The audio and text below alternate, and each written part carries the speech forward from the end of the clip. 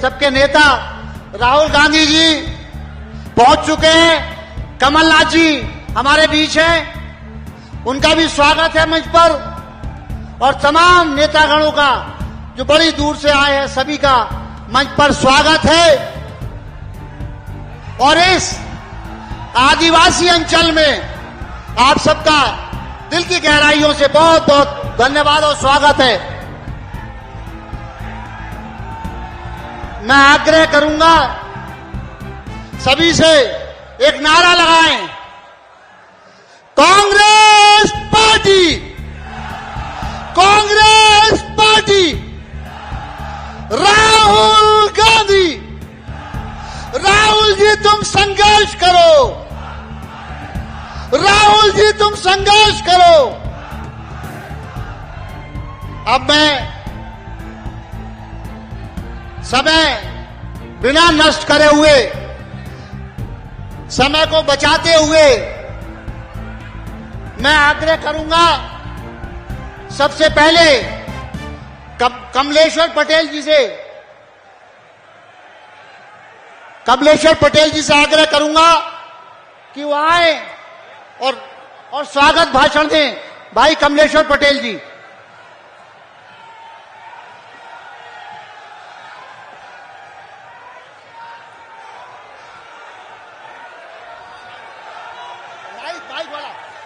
हम सबके नेता और पूरे भारत देश के सर्वहारा वर्ग की लड़ाई लड़ने वाले गरीब, मजदूर, किसान, युवा, शिक्षित, बेरोजगार, मैकेनिक, जिधर नजर दौड़ाइए, अगर किसी ने वर्तमान में देश की आवाम की परेशानी को समझा है तो हमारे नेता, हम सबके नेता, ऐसे महान नेता आदरणीय राहुल गांधी जी है। आप सबसे हम निवेदन करेंगे कि दिल की गहराइयों से, तालियों की गड़गड़ाहट से हम सबके नेता आदरणीय राहुल गांधी जी का अभिनंदन करें।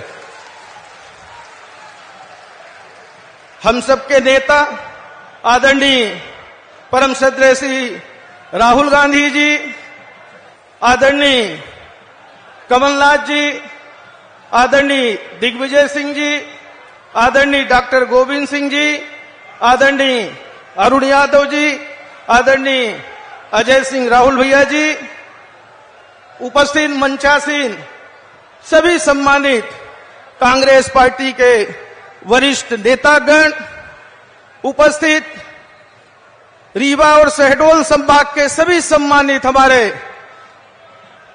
बड़े बुजुर्गगण, सभी सम्मानित युवा साथीगण, सभी सम्मानित माता बहन, सभी सम्मानित हमारे संगठन के पदाधिकारी साथियों, हम सबके प्रभारी मध्य प्रदेश के आदरणीय श्री रणदीप सुरजेवाला जी भी उपस्थित है। हम सभी का आज की जन आक्रोश सभा में हार्दिक अभिनंदन करते हैं, स्वागत करते हैं कि आदरणीय राहुल गांधी जी, आपने हमारे संविधान को जिस तरह से खत्म करने की वर्तमान सरकार देश की कोशिश कर रही थी, गरीबों की, किसानों की आवाज बनकर आपने जो भारत जोड़ो यात्रा की, 4000 किलोमीटर पैदल चल के हम सबको जो एक मार्गदर्शन दिया है, आपने जो हम सबको मार्ग प्रशस्त किया है, हम सब कांग्रेस पार्टी के कार्यकर्ता, नेता आपके मार्गदर्शन में देश और प्रदेश से भारतीय जनता पार्टी की सरकार को विमुख करने में, इनको भगाने में, और कांग्रेस पार्टी की सत्ता आपके मार्गदर्शन में, कमलनाथ जी के नेतृत्व में बनाने में हम सारे लोग प्रण लेते हैं और संकल्प करते हैं कि आप सब और हम सब मिलकर आपके मार्गदर्शन में कांग्रेस पार्टी की मध्य प्रदेश में सरकार बनाएंगे।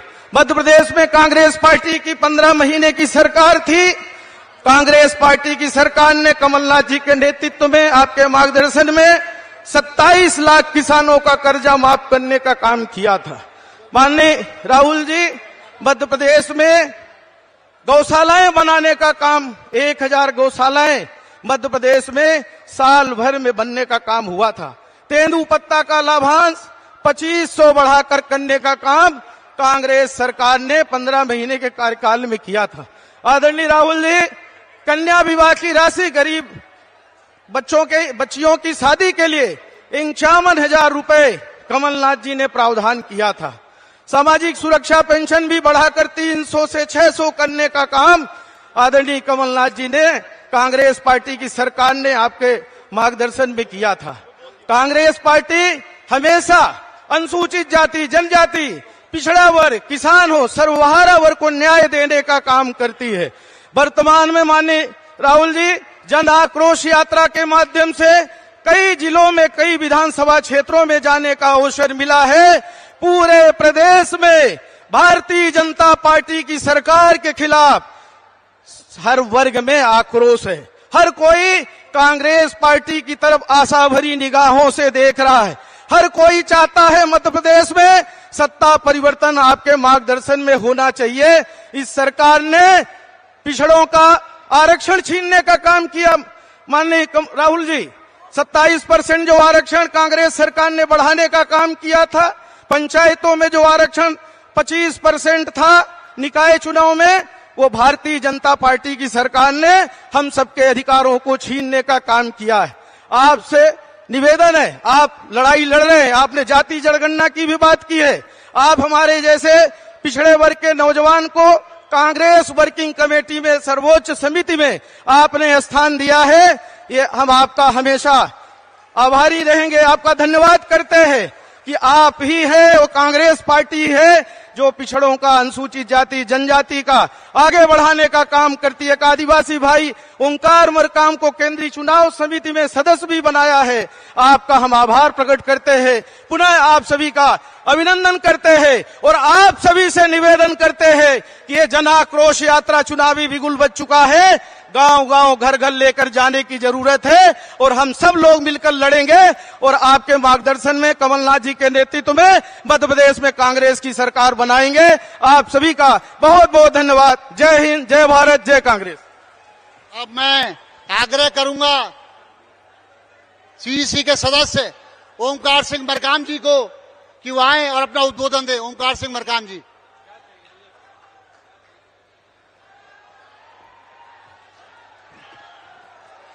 भारत माता की, भारत माता की।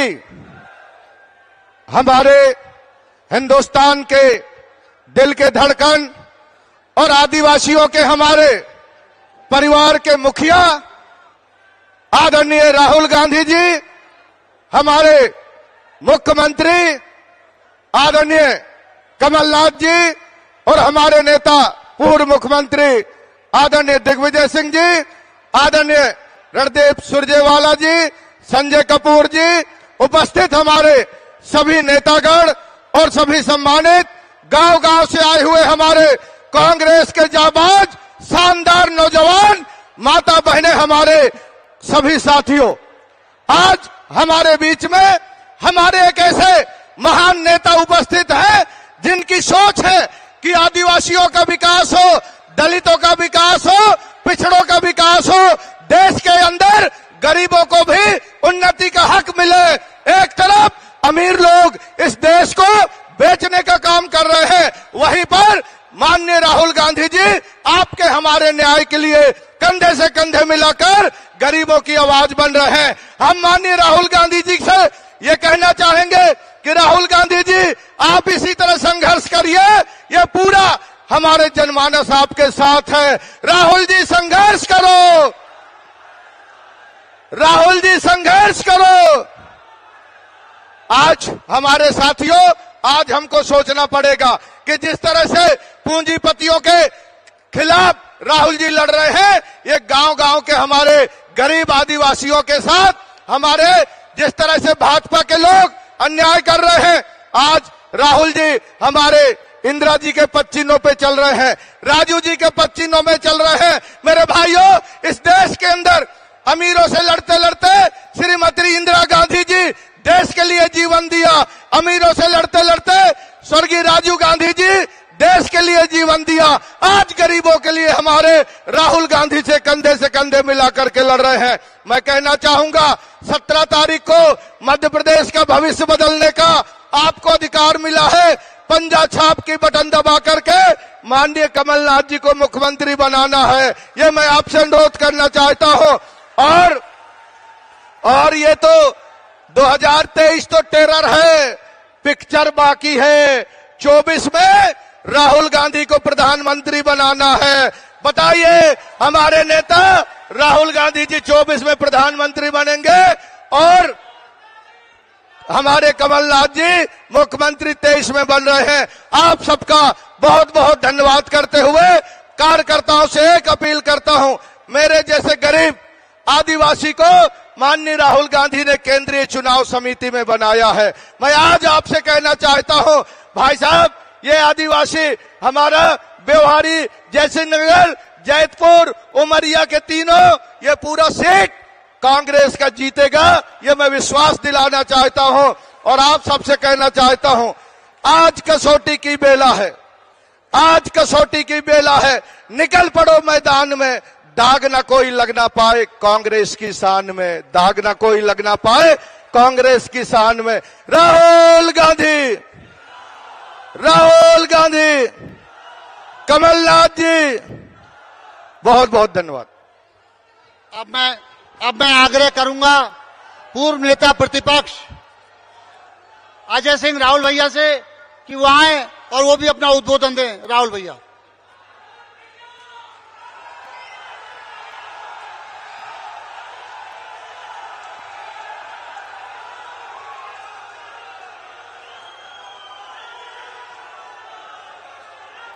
थोड़ा शांति बरती, थोड़ा शांत हो जाइए भाई। अपने बीच में पधारे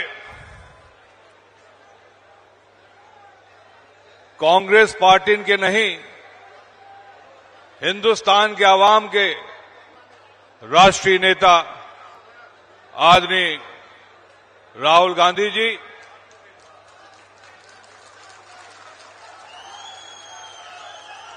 पूर्व मुख्यमंत्री, प्रदेश कांग्रेस कमेटी के अध्यक्ष आदरणीय श्री कमलनाथ जी, पूर्व मुख्यमंत्री आदरणीय श्री दिग्विजय सिंह जी, हम सब के प्रभारी आदरणीय श्री रणदीप सुरजेवाला जी, पूर्व अध्यक्ष भाई अरुण यादव जी, पूर्व अध्यक्ष आदरणीय सुरेश पचौरी जी, आदरणीय कमलेश्वर पटेल जी, आदरणीय जीतू पटवारी जी, और हम सबके विधानसभा के नेता आदरणीय डॉक्टर गोविंद सिंह जी, आदरणीय ओमकार सिंह मरकाम जी विधायक, आदरणीय श्री राजमणि पटेल जी सांसद, आदरणीय निखरा जी, आदरणीय फुंदेलाल जी विधायक, आदरणीय संजय कपूर जी हियन के प्रभारी, आदरणीय मित्तल साहब, आदरणीय जिला कांग्रेस कमेटी के अध्यक्ष भाई सुभाष गुप्ता जी, मंच विराजमान सभी सम्मानित वरिष्ठ नेतागण, जिलाध्यक्ष, महिला, युवक, एनएसवाई के सभी सम्मानित नेतागण, और यह व्यवहारी में अपना सब सम्मानित बुजुर्ग, माताएं, बहन और हमारा प्रिय नवयुवक साथीगण, आदरणीय राहुल गांधी जी 20 साल बाद इसी व्यवहारी में, 20 साल पहले आदरणीय सोनिया गांधी जी ने इसी व्यवहारी में सभा की थी, और 20 साल बाद आपका आगमन हम लोगों के लिए बड़ा सुखद है।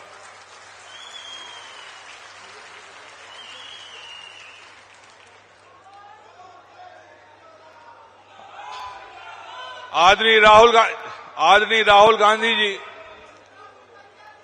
एकमात्र यह उम्र के नेता हैं जौन दाऊ साहब हरदम लड़ाई लड़िन आदिवासी भाईन खातिर, महाजन आयोग बनाए के पिछड़ा वर्ग खातिर, हरिजन भाई खातिर वह लड़ाई आदरणीय राहुल गांधी जी यह समय हिंदुस्तान की आवाज बन के लड़ रहे हैं। ये एकमात्र नेता ही ये कन्याकुमारी से कश्मीर तक पदयात्रा कीन अपने खातिर नहीं, लेकिन देश के अखंडता बची रहा है, हियन के संविधान बचा रहा है।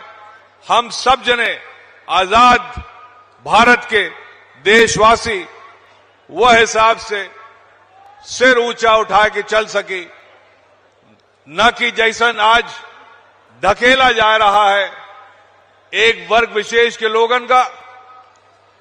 एक ऐसन सत्ता में है दिल्ली में जे हम सब जनन का बंटवारा के राजनीति करत हैं, और वह तरफ आदरणीय राहुल गांधी जी जोड़े के राजनीति करत हैं। यह बड़ी विशेषता है इनका। 17 तारीख का 17 नवंबर का मध्य प्रदेश में चुनाव है,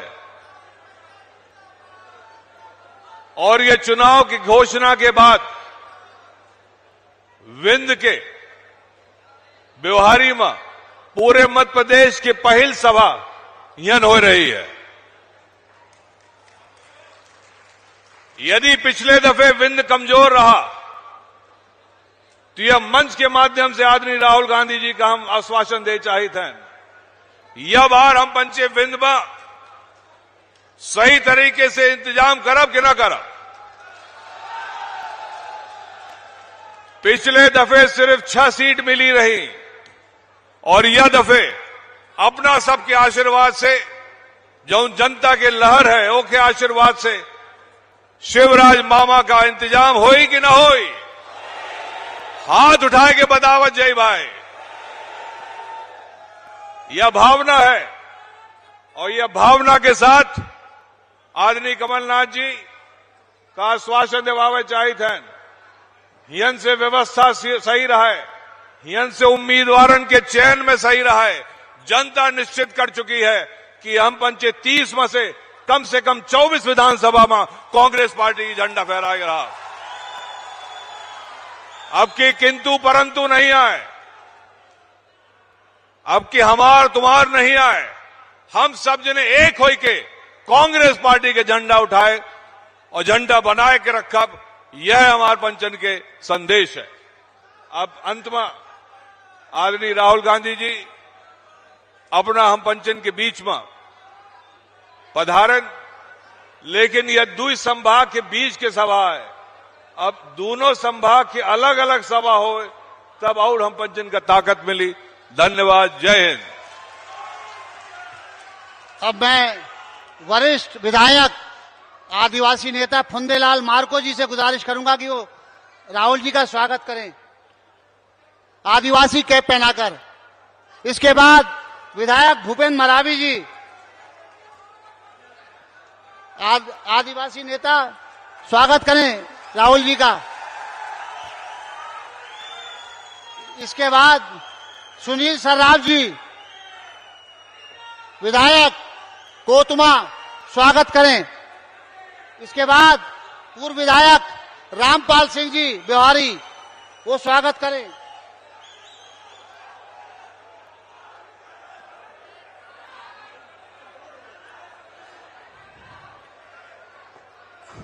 अब मैं आग्रह करूंगा ओमकार सिंह बरकाम जी से, वो भी राहुल जी का स्वागत करें। ओमकार सिंह बरकाम जी। अब मैं आग्रह करूंगा आदरणीय कमलनाथ जी से कि वो आए और आप सबको उद्बोधन दें। आदरणीय कमलनाथ जी।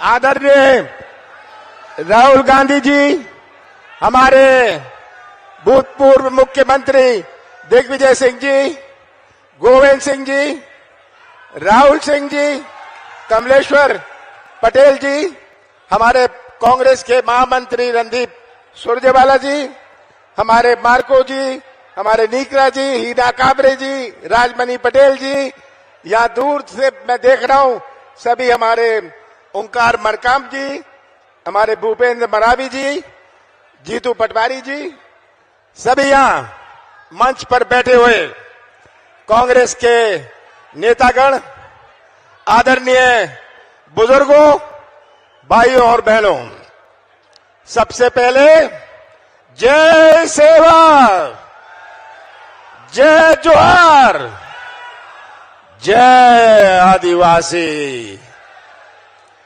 मैं देश के आदिवासी महामानव को प्रणाम करता हूं, रानी दुर्गावती जी को प्रणाम करता हूं, मैं रघुनाथ शाह जी को प्रणाम करता हूं, शंकर शाह जी को मैं प्रणाम करता हूं, टांटिया मामा को प्रणाम करता हूं, हम बादल भोई जी को प्रणाम करता हूं, भीमा नायक को प्रणाम करता हूं, खाजबा नायक को प्रणाम करता हूं। मैं छिंदवाड़ा से आता हूं, आदिवासी क्षेत्र है, तो यहां मैं आपके क्षेत्र में आया हूं और कोटो भात और कुटकी की खीर भी हमारे यहां हम खाते हैं। तो ये हमारा जिला छिंदवाड़ा भी आपसे इससे संबंधित है, कोटो कुटकी की। बड़ी खुशी हुई आप सबके बीच में आकर। राहुल जी, आप उस प्रदेश में आए हैं जहां चौपट सरकार इतने साल चलती रही। चौपट सरकार, चौपट मध्य प्रदेश, हमारा चौपट कृषि व्यवस्था, चौपट भर्ती व्यवस्था, चौपट रोजगार व्यवस्था, चौपट स्वास्थ्य व्यवस्था, चौपट उद्योग व्यवस्था, चौपट अर्थव्यवस्था, कहां कहां मैं जाऊं, क्या क्या मैं कहूं। आज ये पहली सभा है चुनाव की घोषणा के बाद, पहली सभा है, और इस चुनाव में केवल एक उम्मीदवार का या एक पार्टी का फैसला नहीं होना, इस चुनाव में मध्य प्रदेश के भविष्य का फैसला होना है, और मध्य प्रदेश का भविष्य आपके हाथों में है। ये आज आप सबके सामने चुनौती है। मैं देख रहा हूं इतने सारे नौजवान अपना हाथ हिला रहे हैं। आज का भटकता हुआ नौजवान हमारी सबसे बड़ी चुनौती है। आपके क्षेत्र में बेरोजगारी का क्या हाल है, ये चुनाव तय करेगा इन नौजवानों के भविष्य को। ये चुनाव तय करेगा हमारे आगे आने वाली पीढ़ियों को हम कैसा मध्य प्रदेश सौंपना चाहते हैं। तो मैं तो आपसे बड़े संक्षेप में ये कहना चाहूंगा, मध्य प्रदेश की तस्वीर अपने सामने रख लीजिए कि ये ऐसा प्रदेश है राहुल जी जहां सबसे ज्यादा अत्याचार पूरे देश में हमारे आदिवासियों पर हुआ है। ये ऐसा प्रदेश है जो बेरोजगारी में नंबर 1 है। ये ऐसा प्रदेश है जहां हमारे किसान के आंसू शिवराज सिंह जी नहीं देख सकते, हमारे नौजवान की आवाज नहीं सुन सकते, उनकी आंख नहीं चलती, उनके कान नहीं चलते, पर उनका मुंह बहुत चलता है। मुंह चलाने में और प्रदेश चलाने में बहुत अंतर है। अब तो 35 दिन बते शिवराज सिंह जी, यही जनता, मध्य प्रदेश की जनता ने आपको पहचान लिया, आपकी कलाकारी को पहचान लिया, आपके झूठ को पहचान लिया, और यही जनता जो यहां बैठी और मध्य प्रदेश के मतदाता आपको विदा करने के लिए इंतजार कर रहे हैं।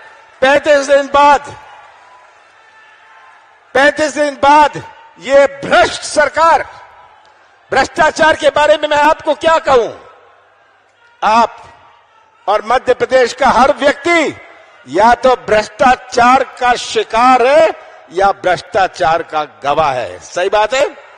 भ्रष्टाचार के गवाह बैठे हैं, भ्रष्टाचार के शिकार बैठे हैं यहां। ये सबसे भ्रष्ट प्रदेश। 50% पैसे दो, काम लो, ये आज हालत है। आपके पास 50 एकड़ जमीन है, पैसे दे दो, गरीबी रेखा में नाम जुड़वा लो। सही बात है, ये आज हालात है। मैं तो शिवराज सिंह जी से पूछता हूं, शिवराज सिंह जी आपने दिया क्या? शिवराज सिंह जी आपने दिया क्या? महंगाई दी, बेरोजगार दिया, भ्रष्टाचार दिया, भर्ती घोटाला दिए, माफिया राज दिया, रेत माफिया जो आपके यहां भी है, रेत माफिया दिया। हमारी सरकार आएगी, हम इस रेत माफिया से निपटेंगे। रेत का अधिकार सबसे पहले आपका होगा। ये रेत माफिया जो शिवराज सिंह ने दिया है, शिवराज सिंह जी आपने बलात्कार दिया, आपने अपराध दिया, आदिवासियों पर अत्याचार दिया, पर शिवराज सिंह ने एक और चीज करी। क्या दिया? घर घर में शराब दी। ये शिवराज सिंह ने किया, ये शिवराज सिंह जी की उपलब्धि है। हमारी सरकार बनी थी, आपने बनाई थी, मध्य प्रदेश की जनता ने बनाई थी। 15 महीने हमारी सरकार चली। 11.5 महीने मुझे मिले काम करने के कि लोकसभा चुनाव था। हमने अपनी नीति और नियत का परिचय दिया। कौन सी गलती मैंने करी? हमने 27 लाख किसानों का कर्जा माफ किया और हमारे इस शहडोल जिले में 18,000 किसानों का कर्जा माफ किया। ये पहले किश्त में था, दूसरा किश्त चालू हो रहा था। कौन सी गलती मैंने करी? मैंने 100 रुपए 100 यूनिट 100 रुपए बिजली दी। कौन सा गुना मैंने किया? मैंने गौशाला बनाए, 1000 गौशाला बनाए 11 महीनों में। कौन सा पाप मैंने किया? आज आप गवाह हैं। अगर हमने पेंशन बढ़ाई, आप गवाह हैं। हमने मध्य प्रदेश की पहचान बनाने की कोशिश करी कि मध्य प्रदेश में निवेश आए, हमारे नौजवानों को रोजगार मिले। और ये निवेश तब आता है जब लोगों को प्रदेश में विश्वास होता है। तो ये आज मेरा प्रयास था। आज शिवराज सिंह जी से मैं यही कहना चाहता हूं, शिवराज जी, अब जनता ने आपको अच्छी तरह पहचान लिया है और 35 दिन में आपका जो दबाने का, छिपाने का, घबराने का कार्यकाल रहा है, ये समाप्त होने जा रहा है। ये जनता आपको केवल विदाई नहीं करेगी, बड़े प्यार से विदा करेगी और फिर से कांग्रेस की सरकार बनेगी। हम विकास का एक नया इतिहास बनाएंगे और आपसे मैं विनती करता हूं, मध्य प्रदेश की तस्वीर रख लीजिएगा सामने, सच्चाई का साथ दीजिएगा, सच्चाई का साथ दीजिएगा। ये आप सच्चाई का साथ देंगे तो शहडोल के 3 सीटों का झंडा हमारे मध्य प्रदेश की विधानसभा में लहराएगा। आप सबका बहुत बहुत धन्यवाद। हमारा बड़ा सौभाग्य है कि कमलनाथ जी के नेतृत्व में 2017 में मंदसौर में शंखनाद चुनाव का हुआ था। आदरणीय राहुल गांधी जी ने उस सभा को संबोधित किया था और आज भी ये शंखनाद हो रहा है। ये यकीनन कांग्रेस को विजयश्री दिलाएगा और मध्य प्रदेश में कांग्रेस की सरकार बनेगी। अब मैं आमंत्रित कर रहा हूं हमारे नेता राहुल गांधी जी को, वो आए और संबोधन करें। Rahul Gandhi, Rahul Gandhi, Congress party, Congress party. धन्यवाद।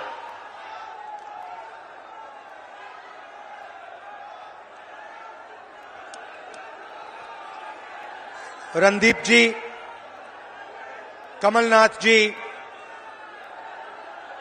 गोविंद सिंह जी, दिग्विजय सिंह जी, कमलेश्वर पटेल जी, ओमकार मार्कम जी, अजय सिंह राहुल जी, अरुण यादव जी, स्टेज पे कांग्रेस पार्टी के सब वरिष्ठ नेता, हमारे प्यारे कार्यकर्ता, भाइयों और बहनों, प्रेस के हमारे मित्रों, आप सबका यहां बहुत बहुत स्वागत। गर्मी में आप आए, दूर दूर से आए, इसके लिए मैं आपका दिल से धन्यवाद करता हूं।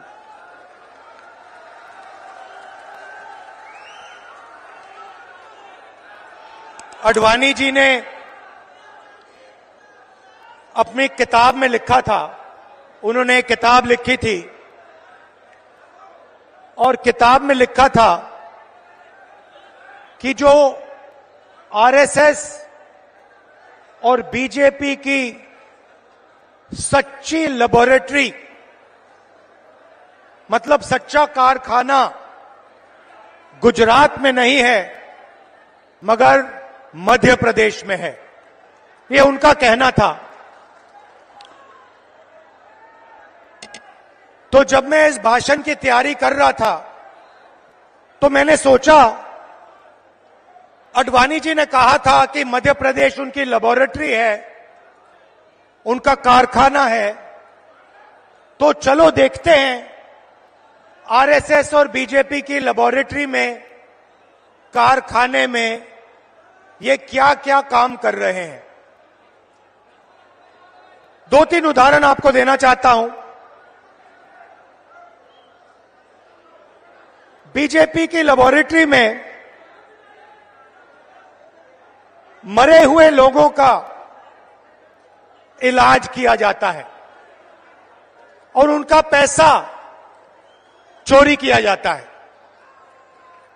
हिंदुस्तान के किसी और प्रदेश में मरे हुए लोगों का इलाज नहीं होता है, मध्य प्रदेश में मरे हुए लोगों का इलाज होता है और पैसा चोरी किया जाता है।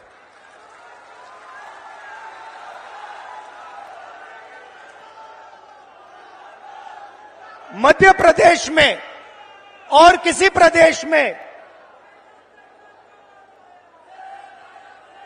शिव जी, भगवान शिव से चोरी नहीं की जाती है। मध्य प्रदेश में महाकाल कॉरिडोर में शिव जी से चोरी की जाती है।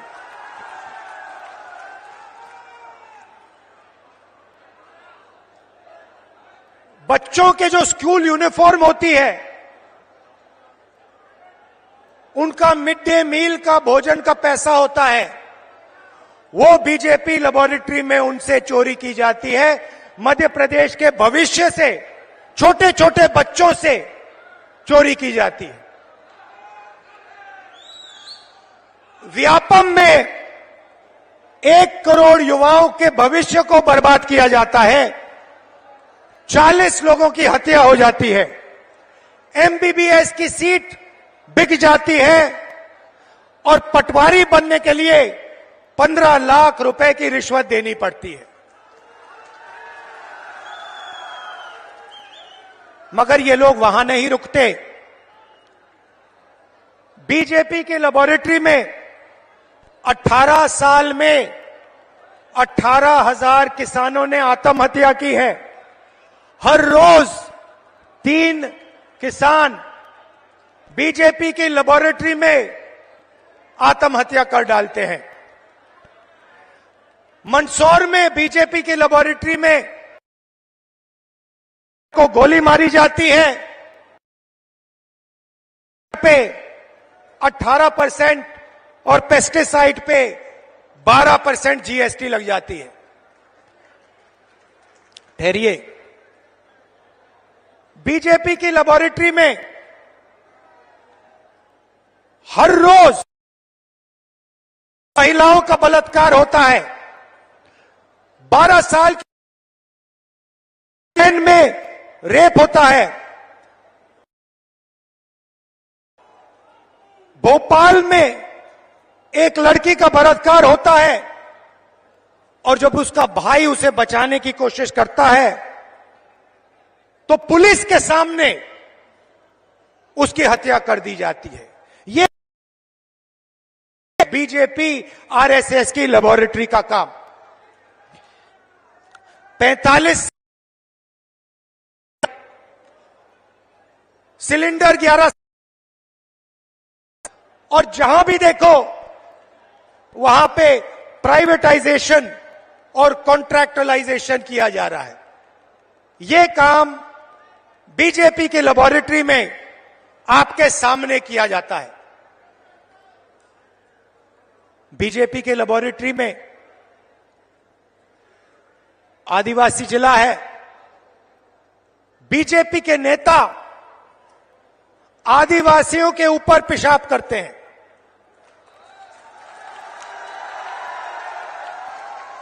यह मतलब था आडवाणी जी का जब उन्होंने कहा मध्य प्रदेश में आरएसएस और बीजेपी की लेबोरेटरी बनेगी, को करके दिखाया है। आदिवासियों के बीच आया हूं तो आपके बारे में थोड़ा कहना चाहता हूं।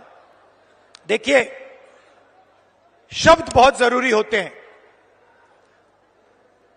जब कमलनाथ जी भाषण देते हैं, हमारे नेता भाषण देते हैं, सोनिया भाषण देते थे, मैं भाषण देता हूं, ऐसी शब्द का प्रयोग करते हैं।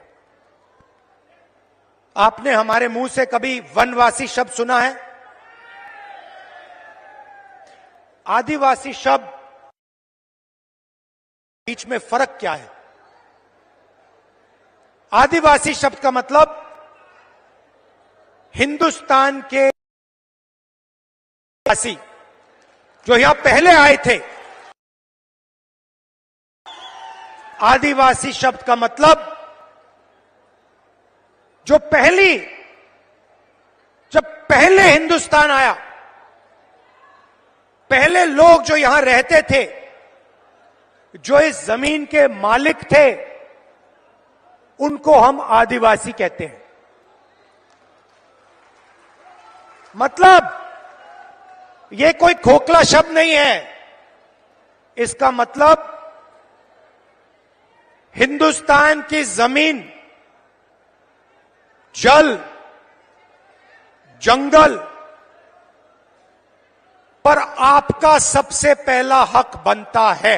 यह है इसका मतलब।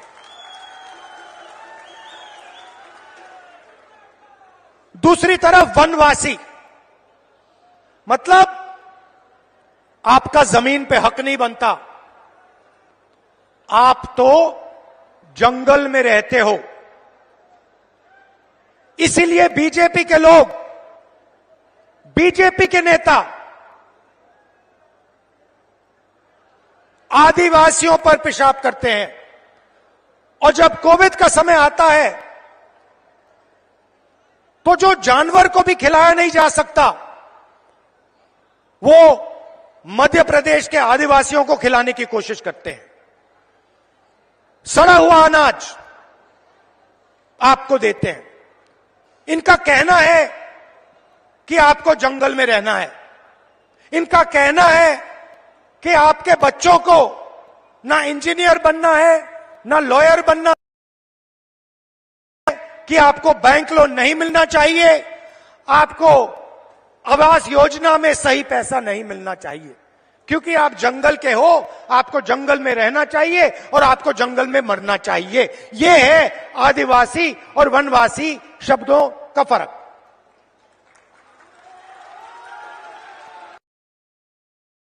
साफ है।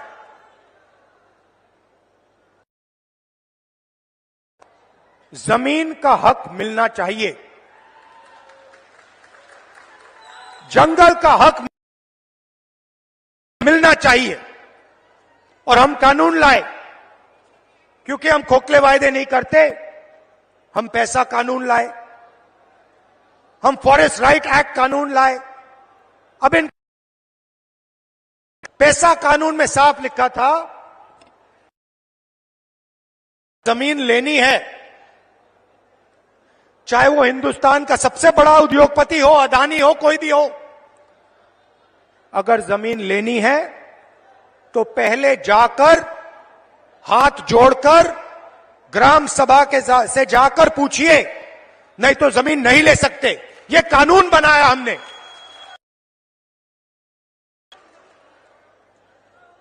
बीजेपी कहते नहीं, आप वनवासी हो, आपका जमीन पे कोई हक नहीं बनता, ग्राम सभा से कुछ पूछने की जरूरत नहीं, फॉरेस्ट डिपार्टमेंट जो करेगा वो करेगा, आदिवासियों का इसमें कोई हक नहीं बनता। और पेशा कानून को, एक्ट को उन्होंने रद्द कर दिया। 4.5 लाख पट्टे, जमीन के पट्टे जो आपके हैं, जो आपको मिलने चाहिए, उन पट्टों को बीजेपी की सरकार ने रिजेक्ट कर दिया, रद्द कर दिया। क्योंकि वो कहते हैं भैया आप आदिवासी नहीं हो, आप वनवासी हो, जमीन का तो आपका हक बनता ही नहीं है। सरकार ने 3.5 लाख पट्टे आपके हवाले कर दिए थे।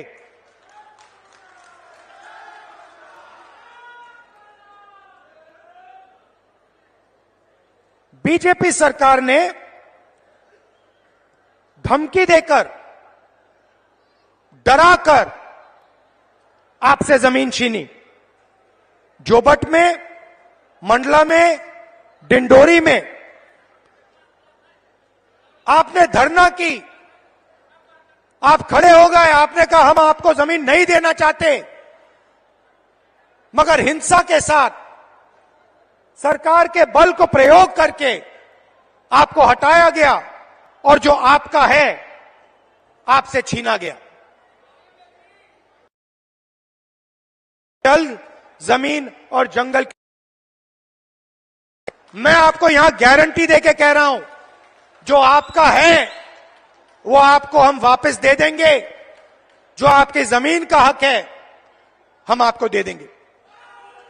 अब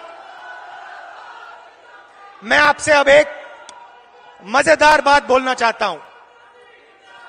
इस बात को आप गहराई से सुनिए, क्योंकि ये आपके भविष्य के लिए बहुत जरूरी बात है।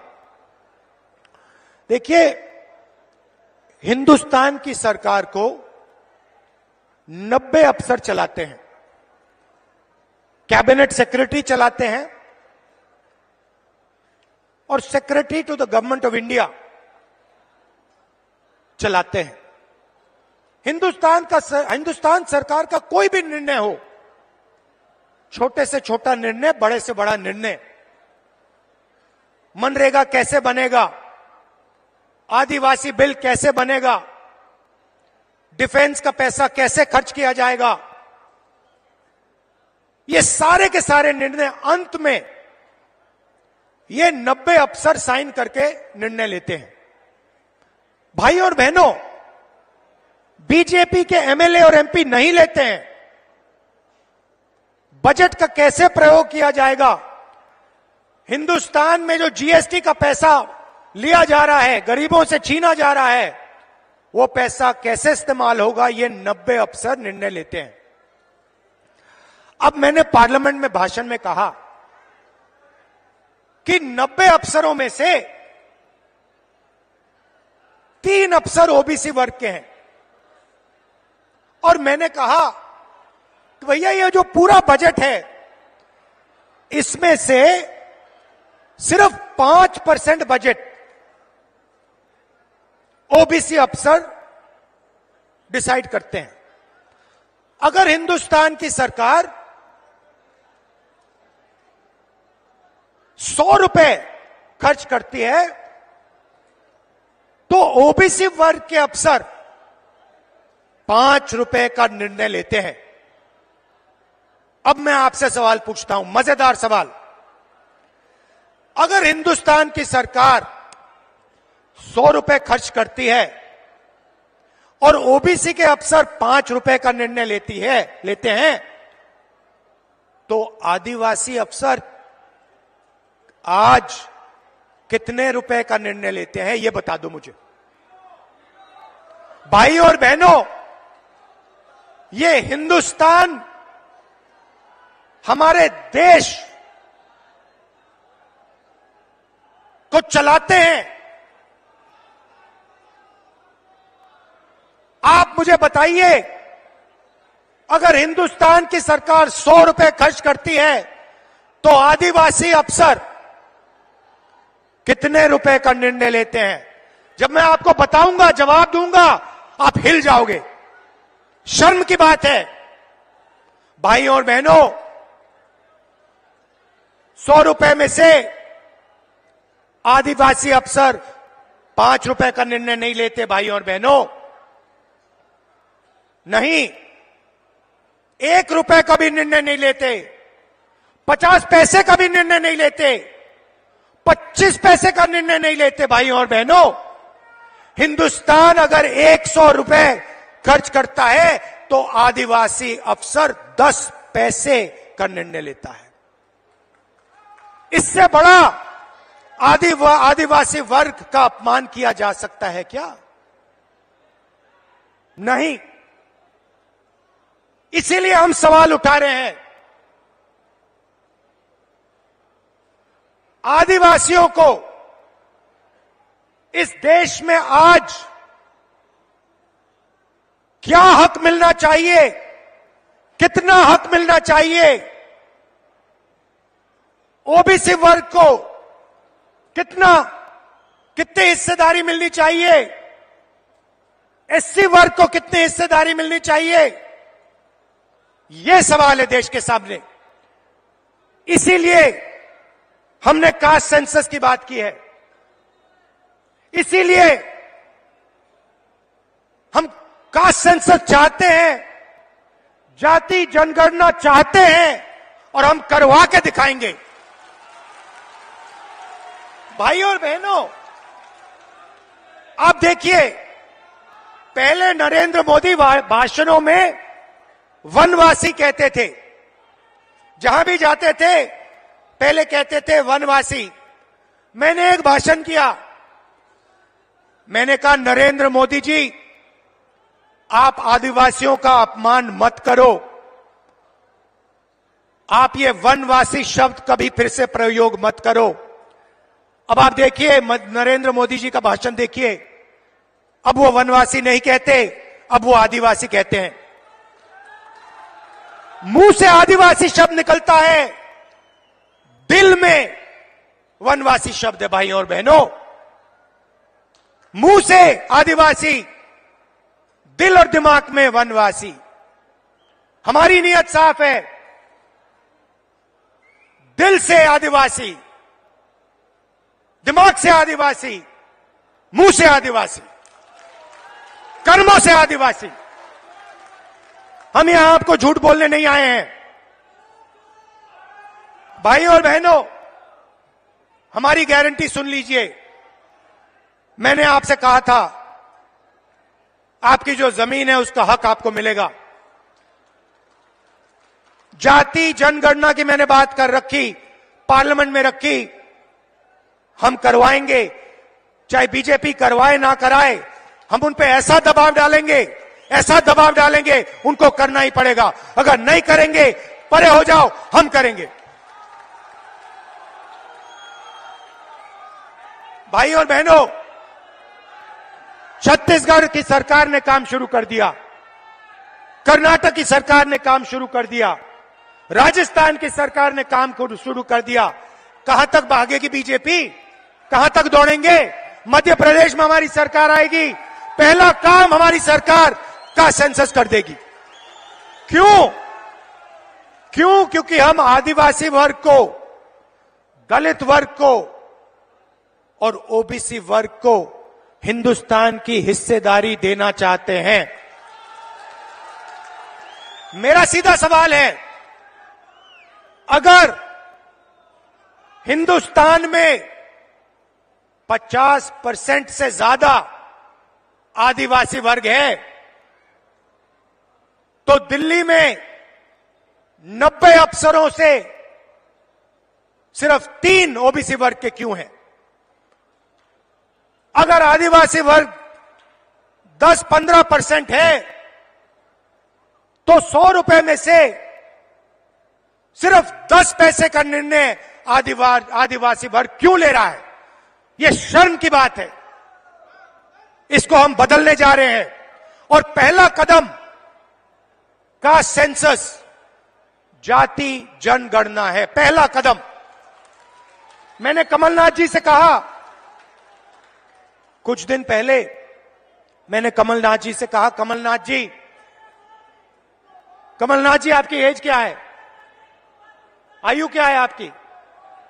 हाँ, 72 साल की एज है। आप देखिए, कांग्रेस के नेता हैं,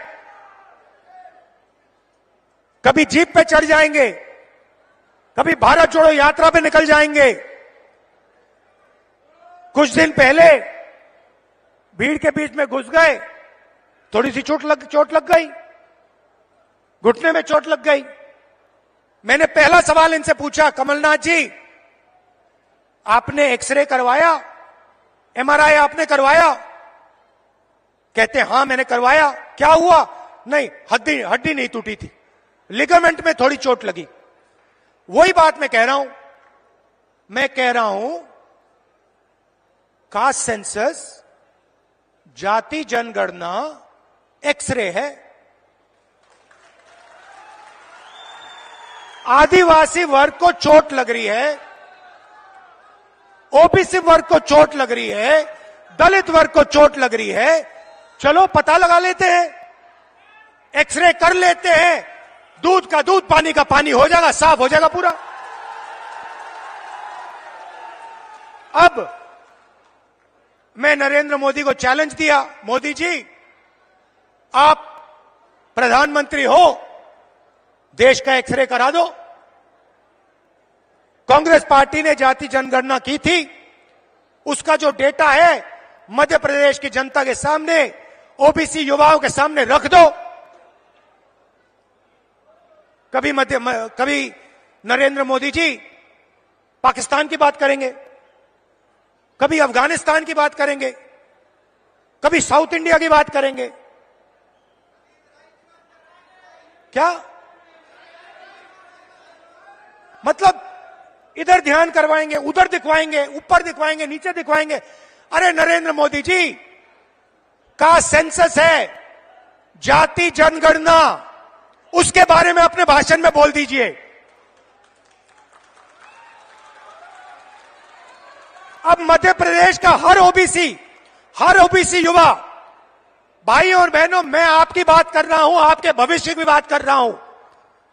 आप बेरोजगार क्यों हो? समझो, बेरोजगार हो क्योंकि आपके लोग हिंदुस्तान की सरकार को नहीं चला रहे, बजट के निर्णय नहीं ले रहे।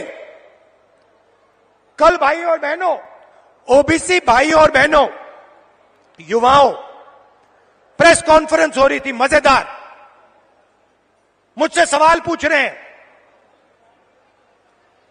मोदी जी के बारे में, इजरायल के बारे में, अलग अलग सवाल। मैंने एक सवाल रख दिया सामने, मैंने प्रेस वालों से पूछा, भैया एक बात बता दो, आप यहां पे 200-300 लोग,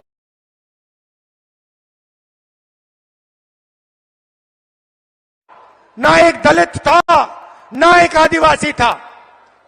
यह सवाल है हिंदुस्तान के सामने। सवाल का जवाब हम निकालना चाह रहे हैं। ओबीसी युवा हैं कितने, उनकी भागीदारी कितनी होनी चाहिए, यह हम जानना चाह रहे हैं। नरेंद्र मोदी छुपाना चाह रहे हैं सच्चाई, बताना नहीं चाह रहे हैं। इसीलिए वो कभी पाकिस्तान की बात करेंगे, कभी वो साउथ इंडिया की बात करेंगे, कभी वो चुनाव की बात करेंगे। जाति जनगणना की बात नहीं कर सकते। रिमोट कंट्रोल कहीं और है, अदानी के पास रिमोट कंट्रोल। तो कांग्रेस ने क्या वायदे किए? झूठे वायदे नहीं, मोदी जी वायदे नहीं, 15 लाख रुपए वायदे नहीं। मैंने आज कमलनाथ जी से कहा, रणदीप सुरजेवाला जी से कहा हेलीकॉप्टर में आते हुए, कि देखिए वायदे वो ही करने हैं जो पूरा हो सके, नहीं तो टाइम जाया मत कीजिए। हम सच्चाई बोलना चाहते हैं, हम मध्य प्रदेश की जनता से मोहब्बत करते हैं, हम झूठ नहीं बोलेंगे। तो सच्चे वायदे मैं आपको बता देता हूं, कर्नाटक में किया, यहां हम करने जा रहे हैं। माताएं और बहनें, पहली बात आपके लिए, 1500 रुपए हर महीने आपके बैंक अकाउंट में। मोदी जी ने 1000 रुपए का सिलेंडर बनाया है, सरकार आते ही 500 रुपए का आपका सिलेंडर आपके घर में मिल जाएगा। 1000 रुपए आपको देने नहीं पड़ेंगे। 100 यूनिट बिजली मुफ्त में, और हमारे आदिवासी भाइयों के लिए, बहनों के लिए तेंदुपत्ता 4000 रुपए का। कहना चाहता था, इतनी गर्मी में दूर से आए, आपने इतना प्यार दिया, इतनी मोहब्बत से आपने मेरी बात सुनी, और सिर्फ आपने नहीं, मध्य प्रदेश के युवाओं ने टीवी पे आपने मेरी बात सुनी, समझी, और इस बात पे आप निर्णय लेने जा रहे हो, अपने भविष्य पे आप निर्णय लेने जा रहे हो। इसके लिए दिल से मैं धन्यवाद करता हूं आपका। जहां भी मेरी जरूरत हो, जब भी मेरी जरूरत हो, चाहे आप किसी भी वर्ग के हो, आदिवासी हो, कोई भी हो, किसी भी धर्म के हो, आप सिर्फ मुझे बुलाइए, मैं हाजिर हो जाऊंगा। दिल से आपका धन्यवाद। नमस्कार, जय हिंद। सुभाष गुप्ता जी जिला कांग्रेस के अध्यक्ष आभार व्यक्त करेंगे।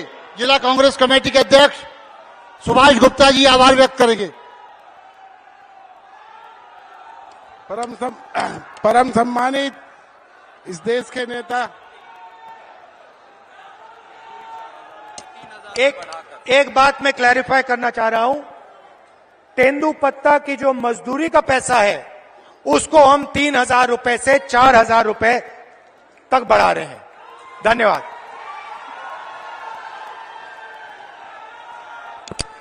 माननीय राहुल जी का, कमलनाथ साहब जी का, सभी लोगों का, मंच हसीन और जनता का बहुत बहुत आभार, बहुत बहुत आभार।